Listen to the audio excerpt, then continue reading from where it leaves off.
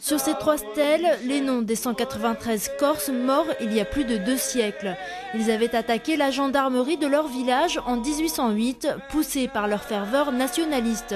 Parmi eux, 141 sont envoyés dans les prisons d'Embrun sans procès. Dans les Hautes-Alpes, à des centaines de kilomètres de chez eux, ils meurent de maladie. Leurs descendants et les villageois d'Isolaccio leur rendent hommage, mais ils veulent surtout que l'ancien cimetière d'Embrun devienne un lieu de mémoire. Nous demandons, ce qui paraît logique, un passage, un accès pour aller jusqu'à ce cimetière, une plaque sur le mur sud qui indique que c'est le cimetière des prisonniers, et bien entendu, on parle des Corses. Problème, le cimetière n'existe plus. Aujourd'hui, c'est une propriété privée acquise en 1933.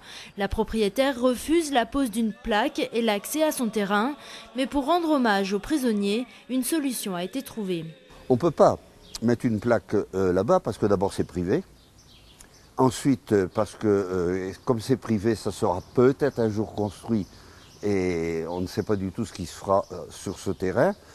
Par contre, nous, l'association du patrimoine dont j'ai été le président fondateur, a demandé à la mairie, c'est d'accord, on ferait une plaque sur la maison de détention qui serait pratiquement la même que la plaque qui est en Corse à Isolaccio.